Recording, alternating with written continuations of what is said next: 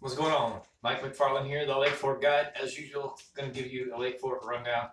Today should be the 19th, May 19th, 2022. All right, let's give you a little bit of public information. We talked last on Tuesday. Got 2 more days this week to give you. Water temperature, actually, believe it or not, a little bit of cool trend, 80.2, 80.6. You're wondering why, what caused that? It's pretty good high winds the last 2 days. Been pushing hard out of the south. Good gusts, lots of those, not rolling waves, but small rolling waves, white caps, churned the lake. That's not a bad thing. So everything's fine. Lake still 1 to 2 foot visibility, Lake Fork Green. Lake level 39755 yesterday, 39751 today. It's about a ½ an inch drop. So they must have pulled some municipal water. We finally have a little bit of drops. I put an arrow there. Remember, falling water points them out. Right now with post spawn, it's time post spawn. They're pulling out anyways. All this does is just pull even more fish out, pulling them out offshore. All right, but that's the board. Lake's in good shape. I'm gonna put it up here so you can kind of keep your eyeballs on it as we give you this rundown. All right, pretty much everything is really the same as Tuesday. I do have some more information to share with you. Fishing is still excellent. The same bites are happening. There is a topwater bite. There is a crankbait bite. There is a jig bite. There is a shaky head bite. There is a Carolina rig bite. It's a little bit of hodgepodge depending on the time of day, whether the sun is shining or not. But I can tell you that today was day 1 of the BASS Elite Anglers here. Our very own Lee Livesay had 32 pounds. He didn't catch a lot of fish. I think he, in fact, only caught, 7 fish total, but they were all the right ones. Big fish, 32 pounds, starting this thing out. At least that's the way I saw it at around 2:45 today. Top 10 in the BASS, they all had over 20 pounds. Greg Hackney's up there at 28. There's 3 or 4 other anglers in there that are really up in the upper 20s. It's going to be a slugfest, and there's no doubt by the time Championship Sunday comes, someone will break the century mark, which means over 100 pounds of bass for 4 days. That's 20 bass, 5 a day, 20 bass exceeding 100 pounds. That stuff doesn't happen everywhere in the United States in these tournaments. In fact, it's only a few exclusive places that has ever happened, but it happens every time they come to Fork, every time. So pretty interesting. The crankbait bite really seems to be the best out there for the pros. I can tell you that if you're throwing crankbaits on Lake Fork, you're going to hurt your wallet because those fish get in the wood, they get in the trees, and you're going to lose those crankbaits. You're going to lose a lot of them. They're not cheap. Some of the 10XDs range in the $14 to $17 range. The 6XDs are a little bit cheaper, quite a bit cheaper. But the 8XD and 10XD is probably the big choice.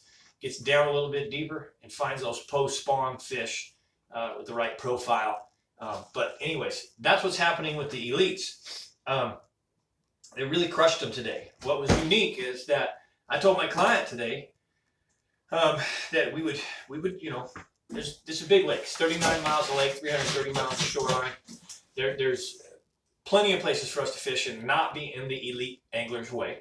I also told him that if they happen to come around us and want in on some of the water we're on, that it would be only rightfully so to let them have it. I know it's kind of a tough thing to do, be a guide and a paying client, but man, the elite anglers are only here once. They're only here once a year and not every year.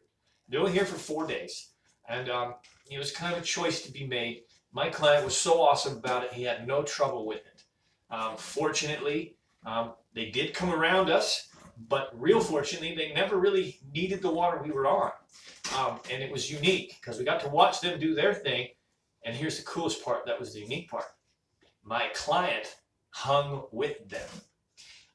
We threw the shaky head today. We threw it in deep open water in deep shell beds. And my client had 27 pounds for his best 5. He probably caught a dozen fish. So he did really, really well. I didn't quite expect that because I wasn't anticipating hitting all the best full-blown spots that I have been hitting. I wanted to leave those open for the elite anglers, as I said. But we got to watch Lee Livesay come around us a little bit. We got to ask a few other anglers, hey, do you need in here? And they all said no. And my client literally had 2 6-pounders and 3 5-pounders at the end of the day for his sack out of about 13 fish total, which gave him 27 pounds. I feel very honored to have him. I feel very accomplished as a fishing guide to be able to run with the elite anglers via my client. Now, he could fish. He could fish pretty good. He did really well. But it was the shaky head that did the damage. And I will tell you, 10 to 14 foot seems to be the best range, and right smack dab in the heart of shell beds, just like I always talk. Not the trees, not suspending, not on pond dams, shell beds. Everything came from the heart of the shell beds today. So, that being said, man, if you're coming out this weekend, find yourself some shell beds. Stay out of the way of the elite anglers. If they're coming in on you, pay them respect. They're really cool. Most of them are really cool. And it's even really neat to sit back and watch them do what they do. Because in most cases, you and I can't do what they do. That's what makes them the pros, the really top level pros. It's kind of like college football and NFL. The college football players are really, really, really good. The NFL players are 10% at one more tier better. It's amazing to watch them. So, the weather tomorrow, 75 for a low, 93 high, 20% chance of rain, another high wind, big gusty day tomorrow, 15 to 25 mile an hour winds. You probably don't want to be out there. It's pretty rough. Your boat takes a beating, you take a beating, low lake, 5.5 foot low lake. I've been doing it for quite a bit. April's winds were unreal, and they just don't want to let up. If you can see it in my eyes, I took a whooping again today in high winds, but caught fish. Saturday, 60-degree low, we drop, and 91 high, 30% chance of thunderstorms, south 10 to 20, winds are still blowing, some pretty good gusts on Saturday, some potential hail on Saturday. Be careful, if you hear kaboom, get off the lake, go for cover. And then Sunday, this is crazy, we dropped down, it was 63 and 72 for a high. It's a cold front coming through on championship day on Sunday. Northeast winds, 60% chance of rain. Bros, gals, everybody. November, December, January, February, March, April, May. 7 straight months.